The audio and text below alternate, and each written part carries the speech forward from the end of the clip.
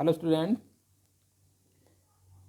today I am going to start the next chapter, the fifth chapter of sociology in second book, and that is change and development in industrial society. And the topic that I am going to start, you can see on page number 74 in your book, images of industrial society. As you have know that many of the great works of sociology were written at a time when industrialization was new and machinery was assuming great importance. Thinkers like Karl Marx, Max Weber, and Emile Durkheim associated a number of the social features with industry, such as the urbanization, the loss of face to face relationship that were found in rural areas where people worked on their own farms or for a landlord they knew, and their substitutions by anonymous professional relationships in modern factories and workplaces. Industrialization involves a detailed division of labor. People often do not see the end result of their work because they are producing only one small part of a product. The work is often repetitive and exhaustive. Yet, even this is better than having no work at all.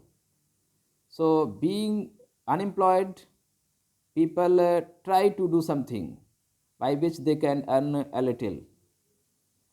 Marx called this situation alienation, when people do not enjoy work and see it as the something they have to do only in order to survive, and even that survival depends on whether the technology has room for any human labor. Industrialization leads to greater equality, at least in some spheres. For example, caste distinctions do not matter anymore on trains, buses, or in cyber cafes. On the other hand, older forms of discrimination may persist even in new factory or workplace setting. And even as social inequalities are reducing, economic or income inequality is growing in the world. Often, social inequality and income inequality overlap. For example, in the domination of upper caste, men in well paying professions like medicines, law, or journalism, women often get paid less than men for similar work.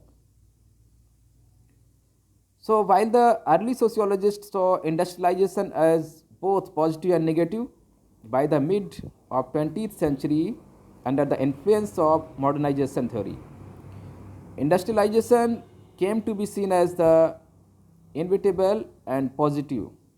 Modernization theory argues that societies are at different stages on the road of modernization, but they are all heading in the same direction.